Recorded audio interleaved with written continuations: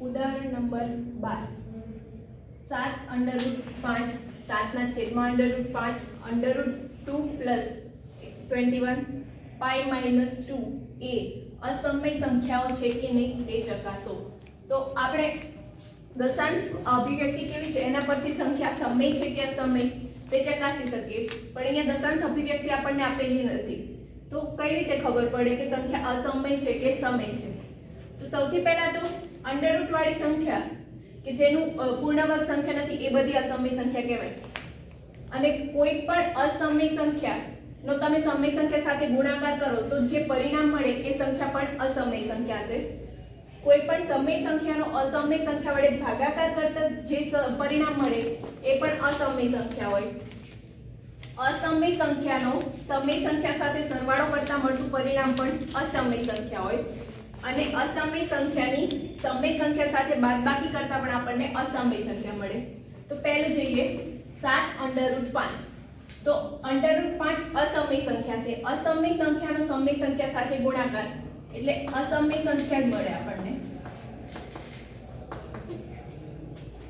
Second 7 ના છેદમાં under route 5 એટલે સમય સંખ્યા વડે સમય સંખ્યાનો અસમય સંખ્યા વડે ભાગાકાર, જે પરિણામ મળશે અસમય સંખ્યા હશે.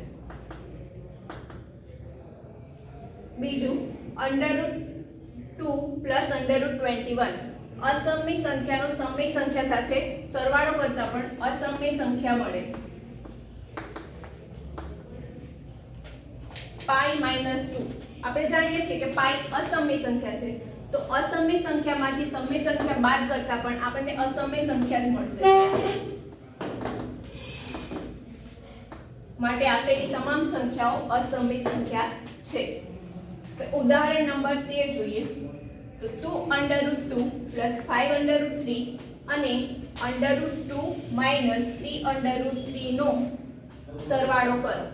આ બે સંખ્યા આપેલી છે આપણને, આ સંખ્યા 1 અને આ સંખ્યા 2. બંને સંખ્યાનો સરવાળો કરવાનો છે. તો 2 under route 2 plus 5 under route 3 બંનેનો સરવાળો એટલે plus under route 2 minus 3 under route 3. બંને સંખ્યામાં આ બંને જે પદ છે અંડર રૂટ 2 વાળા છે, તો બંનેને સાથે લખીએ, જૂથ બનાવીએ.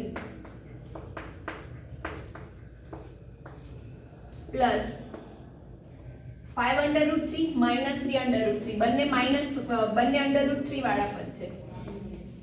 5 under route 3 minus 3 under route 3. હવે આ બંનેમાં સામાન્ય શું છે? Under route 2. તો અંડર રૂટ 2 સામાન્ય લઈએ તો કૌંસમાં શું રહેશે? 2 પ્લસ 1 અંડર રૂટ 2 સામાન્ય, પ્લસ આ બંનેમાં સામાન્ય અંડર રૂટ 3, તો 5 માઇનસ 3 સામાન્ય અંડર રૂટ 3 આપણે બહાર લખીએ. તો 2 plus 1 3 under route 2 plus 5 minus 3 2 under route 3. તો આ જે જવાબ મળે છે આપેલી બંને સંખ્યાનો સરવાળો છે. ઉદાહરણ નંબર 14 6 અંડર રૂટ 5 નો 2 અંડર રૂટ 5 સાથે ગુણાકાર કરો. અહીંયા આપણે સરવાળો જોયો, હવે આ બંને સંખ્યાનો ગુણાકાર કીધો છે. તો 6 અંડર રૂટ 5 ગુણ્યા 2 અંડર રૂટ 5 બરાબર 6 નો 2 સાથે ગુણાકાર, 6 ગુણ્યા 2 અંડર રૂટ 5 અંડર રૂટ 5 બંને અંડર રૂટ વાળી સંખ્યાનો ગુણાકાર કરો. અંડર રૂટ 5 ગુણ્યા અંડર રૂટ 5, તો 6 ગુણ્યા 2 12 અંડર રૂટ 5 ગુણ્યા અંડર રૂટ 5 એટલે 5. હવે 12 ગુણ્યા 5 60. માટે આપેલી બંને સંખ્યાનો ગુણાકાર 60 થશે.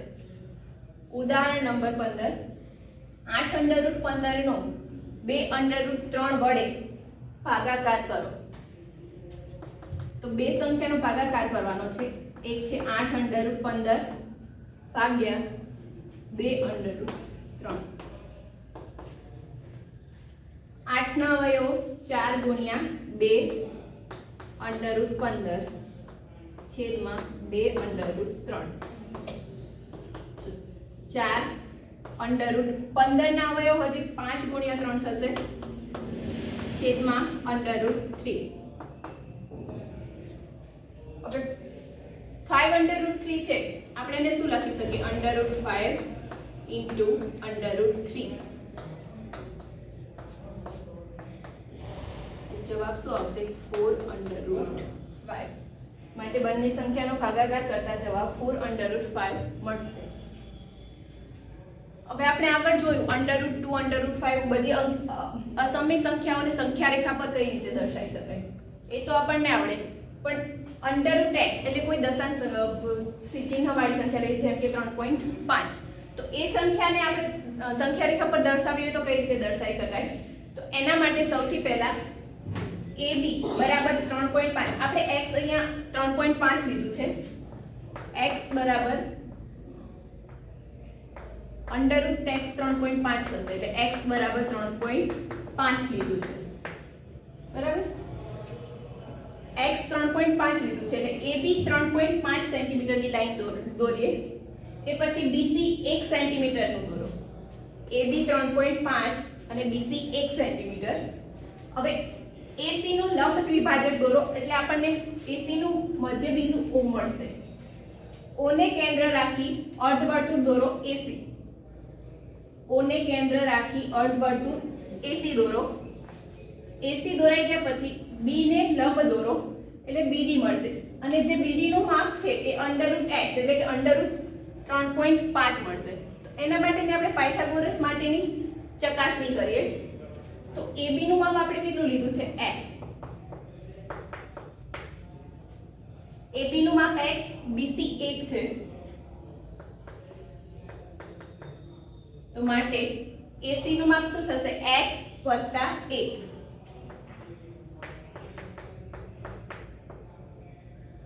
હવે અર્ધવર્તુળમાં OA, OC અને OD ત્રિજ્યા થશે.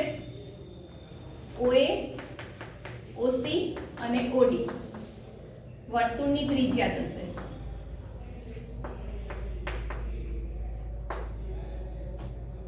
વર્તુળની ત્રિજ્યા એ વર્તુળના વ્યાસ કરતા કેવી હોય? અડધી. અને AC એ વર્તુળનો વ્યાસ હશે. માટે ત્રણેય ત્રિજ્યા OA, OC અને OD ત્રણેયનું માપ વ્યાસ કરતા અડધું. વ્યાસ એટલે BC. BC નું માપ x + 1/2. ત્રિજ્યાનું માપ થશે x + 1/2. ત્રિજ્યા એટલે OD નું માપ આપણને મળી ગયું. હવે OBD આપણે કાટકોણ ત્રિકોણ લઈએ તો પાયથાગોરસ પ્રમેય માટે આપણને OB નું માપની હજી જરૂર પડશે. તો OB નું માપ શોધીએ. તો OB બરાબર શું થાય? AB માંથી તમે OA બાદ કરો એટલું થશે. તો OB બરાબર AB - OA. તો AB નું માપ આપણે કેટલું લીધેલું? x માઈનસ OA એટલે વર્તુળની ત્રિજ્યા કેટલી છે? x + 1/2.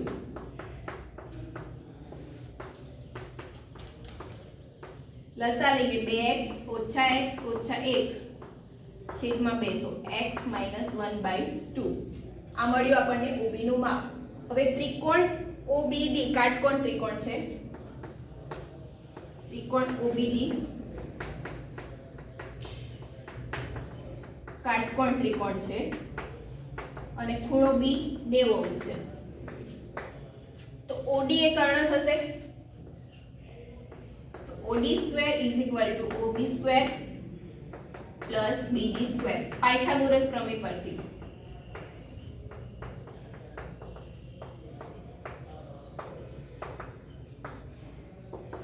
OD નું માપ x + 1/2 નો વર્ગ. OD² એટલે x + 1/2 નો વર્ગ બરાબર OB કેટલા મળે આપણને? x - 1/2. x - 1/2 નો વર્ગ OB² એટલે BD શોધવાનું છે. તો BD² એમ રહેશે. માટે BD² શોધવાનું છે. તો x - 1/2 નો વર્ગ જે છે એ આપણે ડાબી બાજુ લાવીએ.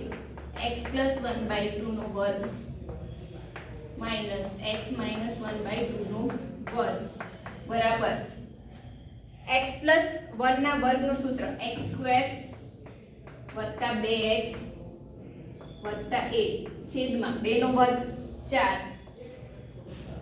ઓછા x માઇનસ 1/2 નો વર્ગ, તો x square minus 2x plus 1 છેદમાં 4.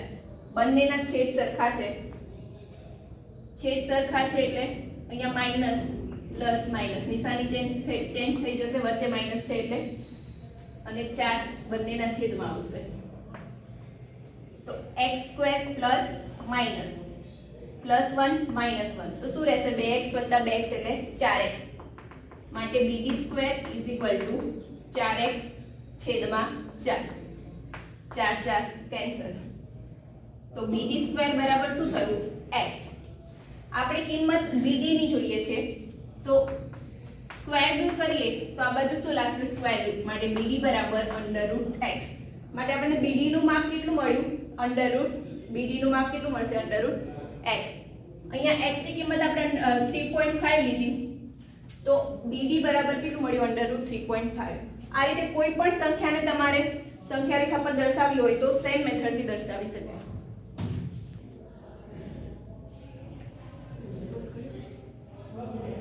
નંબર 2 સ્વાધ્યાય 1.5. પહેલો દાખલો છે, નીચે આપેલી સંખ્યાઓનું સમય અને અસમય સંખ્યાઓમાં વર્ગીકરણ કરો. તો પહેલી સંખ્યા છે 2 માઇનસ √5. તો આપણે આગળ ઉદાહરણમાં જોયું કે કોઈ પણ સમય સંખ્યામાંથી અસમય સંખ્યા બાદ કરીએ તો જે આપણને પરિણામ મળે છે હંમેશા અસમય સંખ્યા હોય, માટે સંખ્યા કેવી થશે? અસમય સંખ્યા. બીજું છે 3 પ્લસ √23 માઇનસ √23. તો આને આપણે સાદુરૂપ આપીએ તો 3 પ્લસ √23 માઇનસ √23. તો પ્લસ √23 માઇનસ √23 કેન્સલ થશે. જવાબ શું આવે છે? 3. માટે આપેલી સંખ્યા કેવી સંખ્યા છે? સમય સંખ્યા. થર્ડ છે 2√7 upon 7√7. 2√7 upon 7√7. અંશ અને છેદ બંનેમાંથી √7 કેન્સલ કરીએ તો આન્સર આવશે 2/7. જે કેવી સંખ્યા છે? સમય સંખ્યા. માટે આપેલ સંખ્યા એ સમય સંખ્યા છે. ફોર્થ 1/√2. તો કોઈ પણ સમય સંખ્યાને અસમય સંખ્યા વડે ભાગીએ તો જે પરિણામ મળે એ હંમેશા કેવી સંખ્યા હોય? અસમય સંખ્યા. માટે 1/√2 એ કેવી? અસમય સંખ્યા થશે. નેક્સ્ટ 2π. તો પાઈ એ કેવી સંખ્યા છે? અસમય સંખ્યા.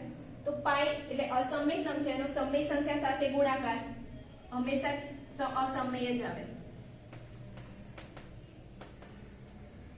અસમય સંખ્યાનો સમય સંખ્યા સાથે ગુણાકાર અસમય સંખ્યા મળે. માટે 2π કેવી સંખ્યા થશે? અસમય સંખ્યા. 1.5 નો હવે ચોથો દાખલો જોઈએ. √9.3 ને સંખ્યા રેખા પર દર્શાવો. તો √9.3 ને સંખ્યા રેખા પર દર્શાવવા માટે આપણે પહેલા √x ને કઈ રીતે સંખ્યા રેખા પર દર્શાવાય એની રીત અને સાબિતી જોઈએ. તો એ જ રીતે કરીએ. √9.3. તો સૌથી પહેલા AB બરાબર 9.3 લઈએ. આપણે સેન્ટીમીટર લઈશું, સેન્ટીમીટરમાં માપ. AB 9.3 સેન્ટીમીટર લો. તો સાથે સાથે જોતા જઈએ. AB 9.3 centimetre.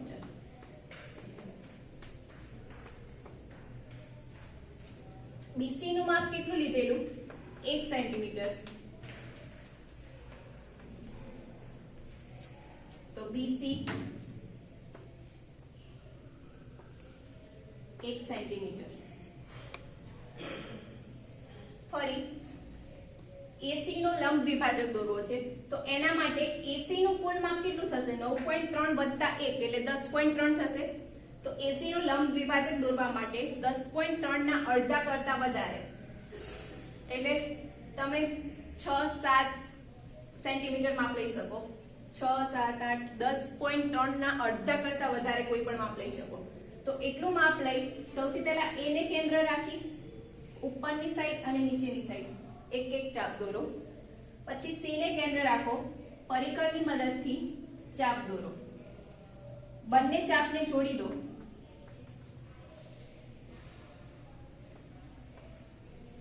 એટલે અહીંયા જે બિંદુ મળશે એને નામ આપો O. આ થઈ ગયો AC નો લંબ દ્વિભાજક. હવે O ને કેન્દ્ર રાખી OA જેટલી ત્રિજ્યા લઈ અર્ધવર્તુળ દોરો જે A અને C માંથી પસાર થશે. O ને કેન્દ્ર રાખવાનું છે અને OA જેટલું માપ લઈ પરિકરની મદદથી અર્ધવર્તુળ દોરો. તો આપણે આગળ પોઈન્ટ સાથે સાથે લખતા જઈએ. AC દોર્યા પછી શું કર્યું? AC નો લંબ દ્વિભાજક દોર્યો. AC નો લંબ દ્વિભાજક દોરો જે AC ને કયા બિંદુમાં છેદે છે? બિંદુ O માં.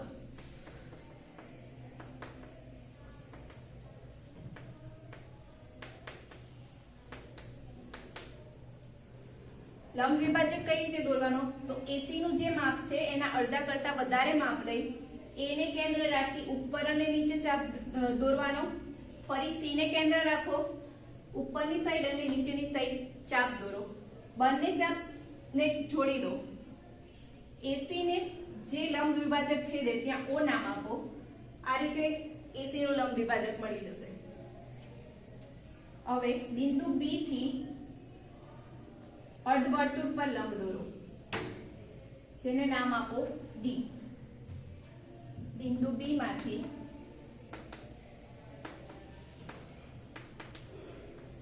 લંબ BD દોરો.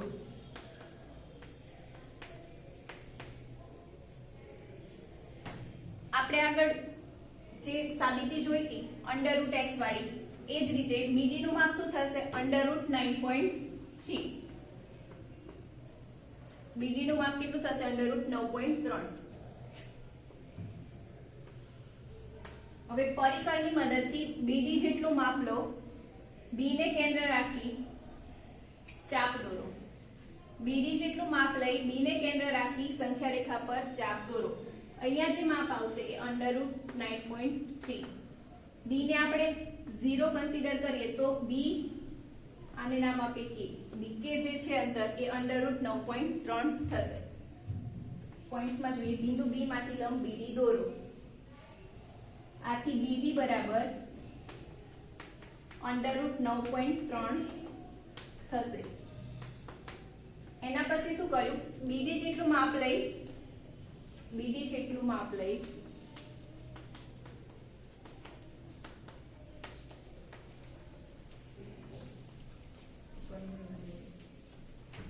કિરણ AX પર ચાપ દોરો. B ને સંગત આપણે બિંદુ 0 લઈએ તો BK માપ √9.3 થશે. બિંદુ B ને સંગત